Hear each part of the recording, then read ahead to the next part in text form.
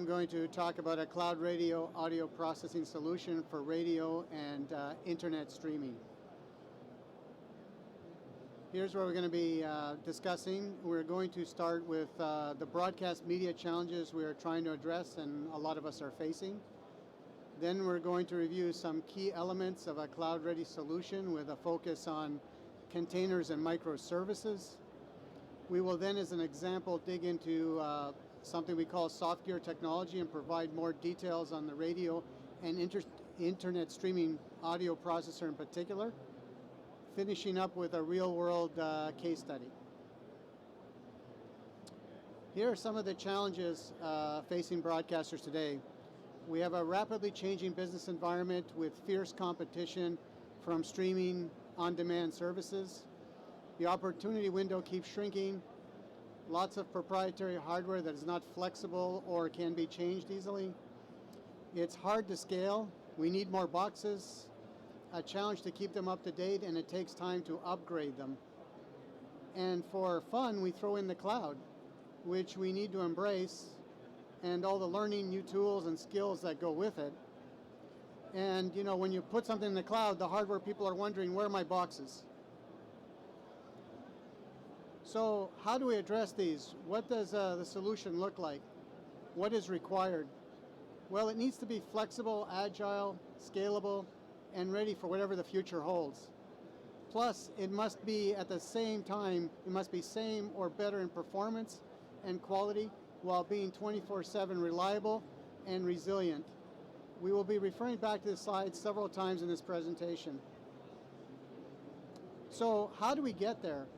What are the required elements to allow media processing to be flexible, adaptable, scalable, and ready for the future?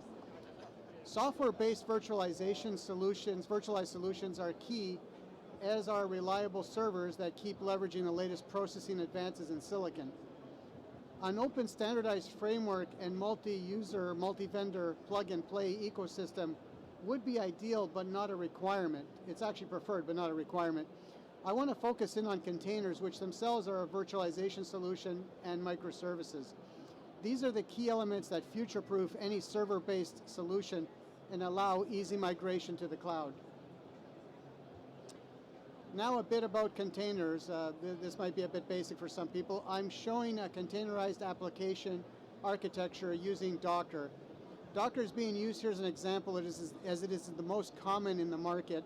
There are other options from AWS, Google, and Microsoft.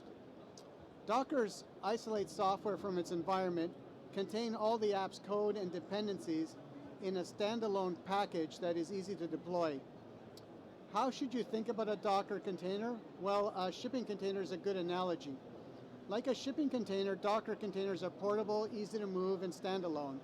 They don't care what operating system they run on, just like shipping containers don't care which ship carries them. The main difference is if a shipping container breaks, you lose the cargo. If a Docker container breaks, you just rebuild the container.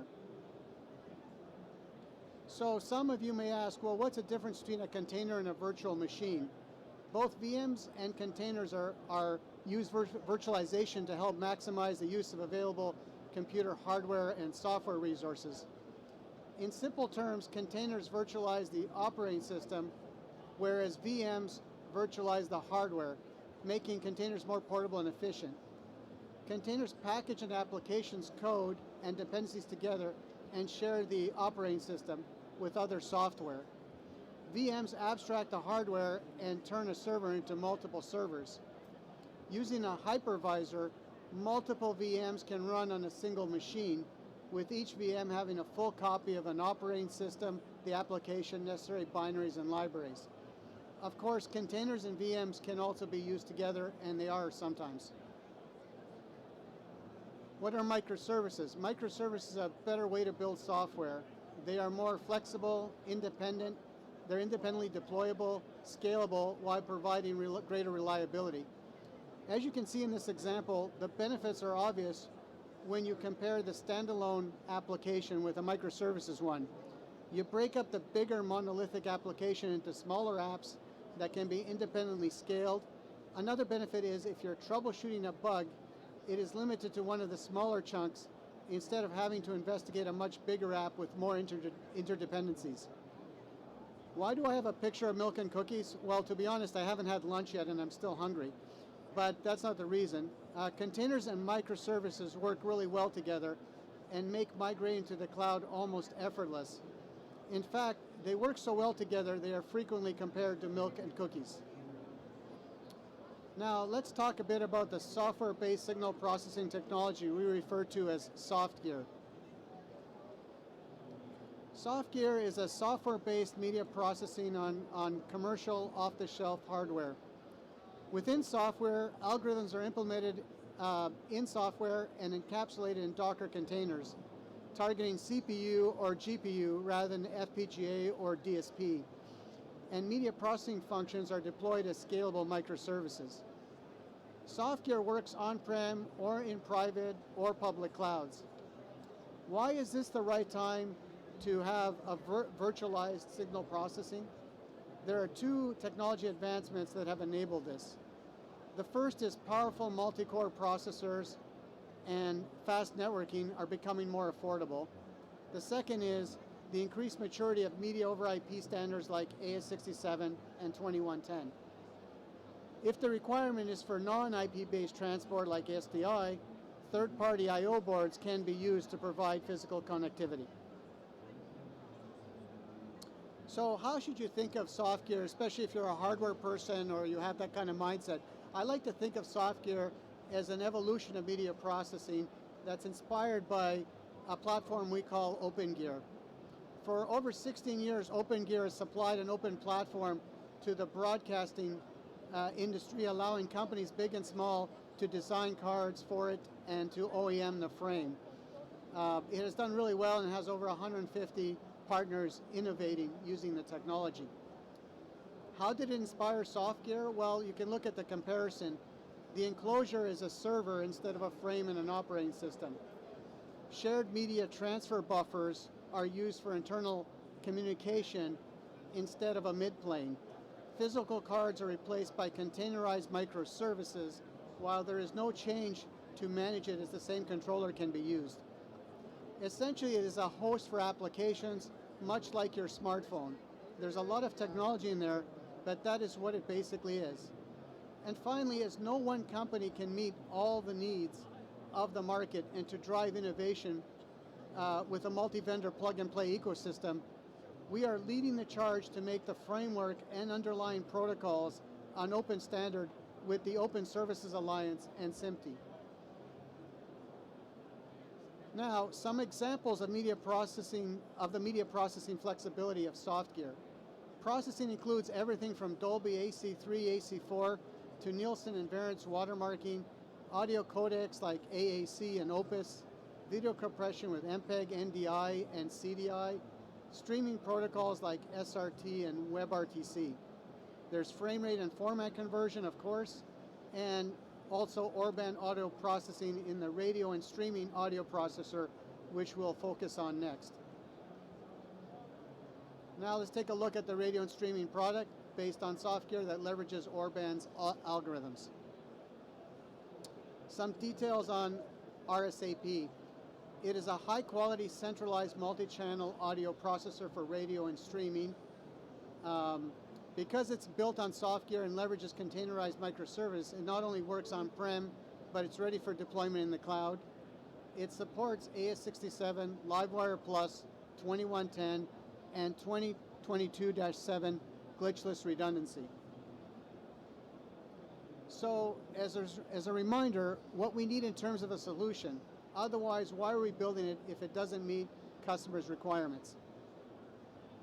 So how does RSAP do this? Well, it's flexible, agile, scalable, simple to deploy, and cloud ready due to its containerized architecture, which also allows leveraging, and containerized applications, which also allow leveraging world-class solutions from wherever they are created. RSAP is easy to configure and control via centralized management. High-density audio processing ensures revenue in a smaller footprint and assures a smaller impact on the environment. And it can quickly address new media applications while enabling workflow flexibility that we'll now explore in a bit more detail. Some examples of the workflow flexibility enabled by SoftGear and RSAP. The containerized media processing services can not only be chained in any order, but also allow for operations to be done in parallel. A single processing element can also provide media to more than one component downstream. For example, if we want to watermark the same content but use a different Nielsen SID for different destinations, we can simply create a workflow like the one shown in the bottom part of the slide. In many cases, this can be done on the fly or quickly, reconfiguring at startup. This is a big advantage. Try doing this in hardware, it's very hard. Here's a look at the RSAP architecture. As mentioned earlier, it has very high density audio processing. It has up to 8 Orban processors within a single chassis.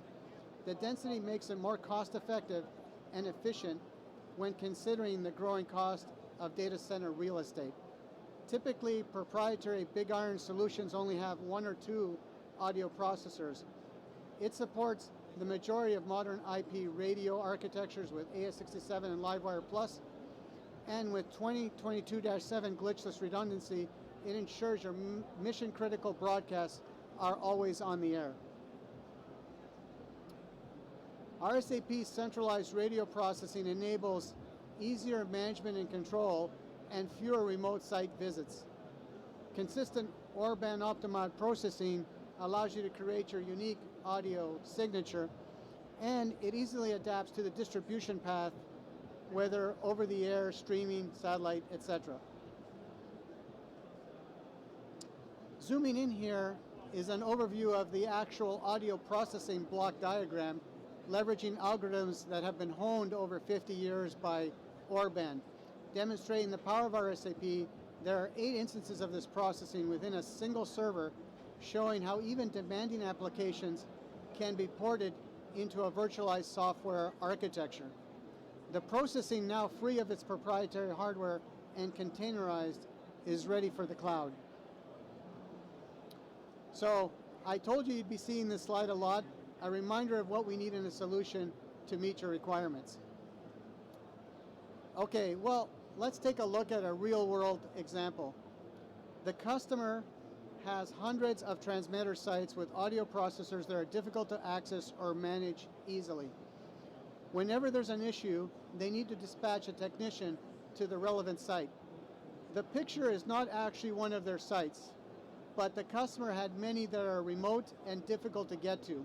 Imagine if you had to send a technician here. It is not very inviting.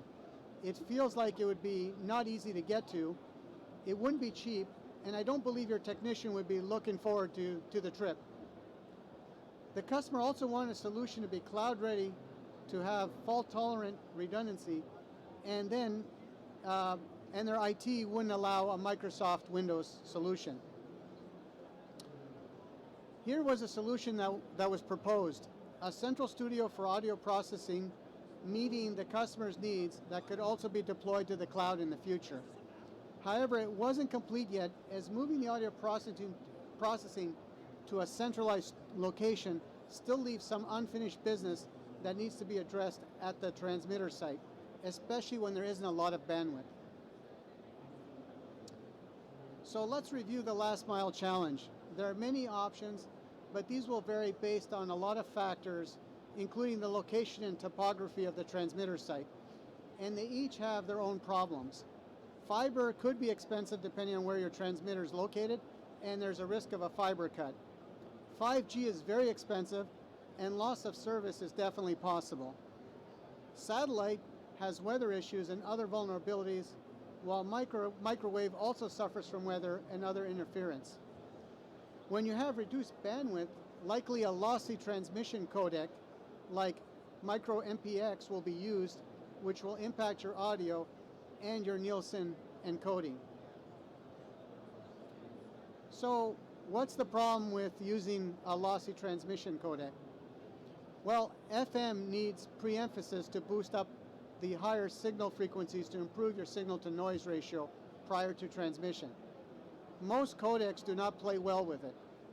The result is you must deal with peak control issues that need to be corrected at the transmitter site. Here's an overview of the customer's ultimate setup with a lossy studio to transmitter link.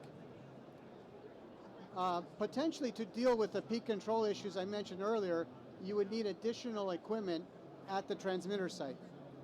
However, the solution was to make use of the existing audio processors at the transmitter, which happen to be Orban ones in this case. The customer was able to leverage the presets of Orban's audio processor to take care of the overshoots and the built-in AGC limiter for overall peak level control. This can be replicated with non-audio processors if they have the capabilities to deal with these peak control issues, so they don't have to be Orban ones. In summary, the customer solution included centralized audio processing in one location while leveraging existing Orban equipment at each transmitter site. This made it easy to access, manage and control, and included cost-effective redundancy via 2022-7.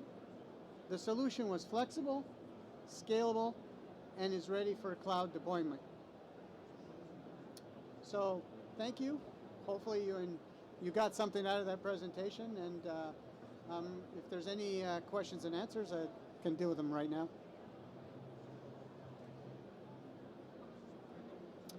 Okay, thanks a lot.